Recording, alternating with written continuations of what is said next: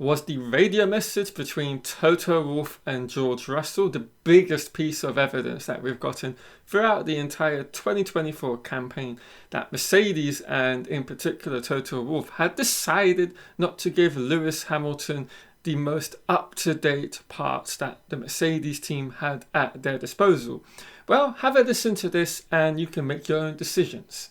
Lots of work to do, lots to analyze, and I'm sure we're going to get on top. And thank you for sticking with what we wanted to do this weekend with setups and parts. Yeah, cheers, Toto. So yeah, for me, you can look at this in one of two ways.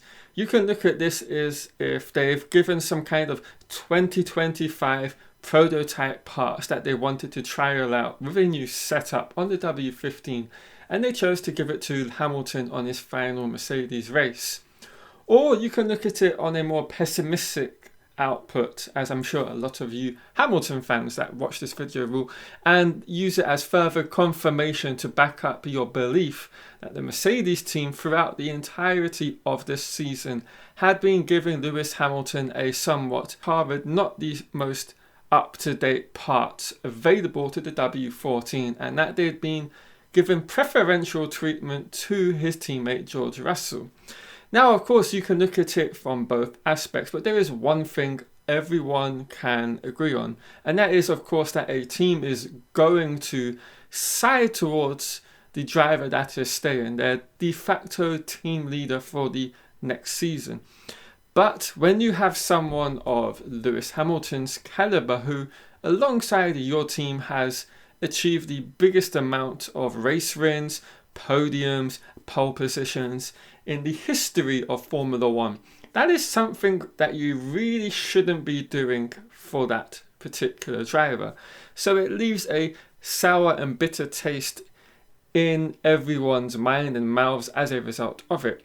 And also when you put into context and the consideration what Hamilton said in the post-race interviews, a lot of the board members at the beginning, when they found out he was leaving for Ferrari, weren't happy.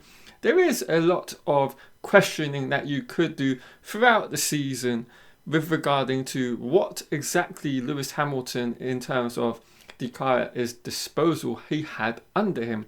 We've heard as well on numerous occasions from Hamilton himself and various members of the Mercedes camp stating Hamilton has been the one that has been used as the sort of guinea pig throughout the last season in terms of trialing different setups, going for the lesser preferred and the lesser optimized settings for the W15 to try and find a way to create and to find a better platform to kind of have the baseline of the W15 for future events throughout the season. And I think I understand it on one point, but I also don't like it on another. I think this is a driver you've got to give a huge, tremendous amount of respect to. And with that respect comes making sure you give him the best possible tools at his disposal to perform. And if it's the case that this team radio message is in the category of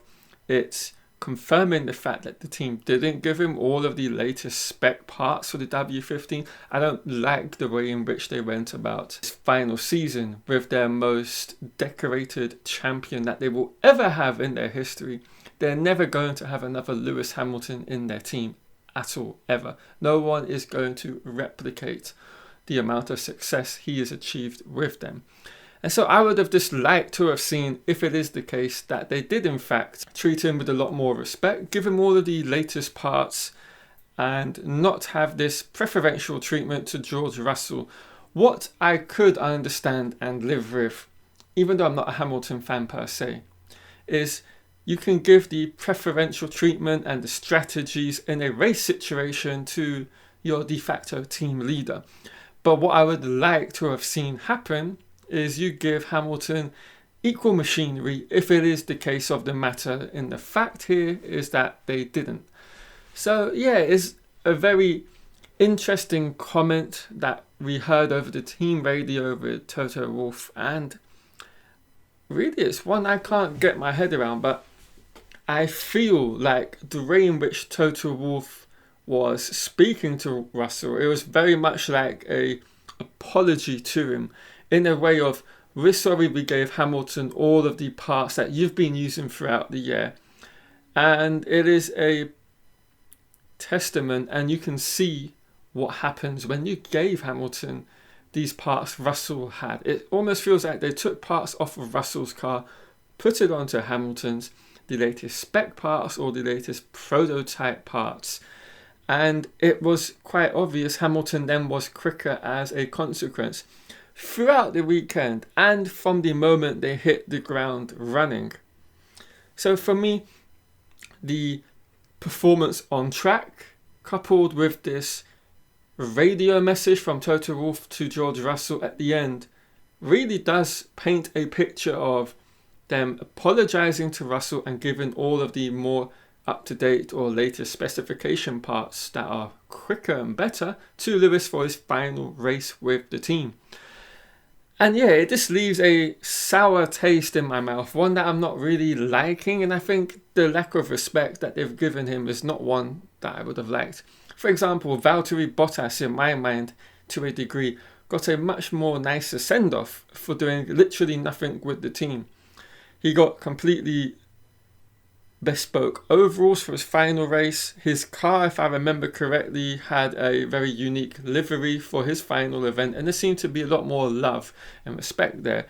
And I just feel like the relationship with the very vital members of a team, as in Toto Wolff and the higher-ups, soured to such a degree in which that they made sure Hamilton had a pretty shitty 2024 season, to state the least.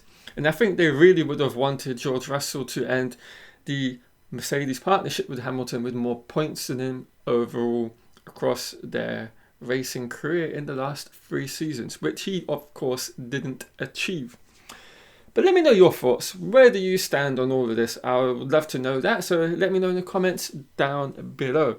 Anyway guys, I am going to wrap the video up here. Hope you've all enjoyed it. If you have, of course, do leave a like on the video down below. And if you're new, have enjoyed the content, do subscribe to the channel and turn on notifications for all future Formula 1 content upcoming on the channel during this winter period. I'll catch you all later.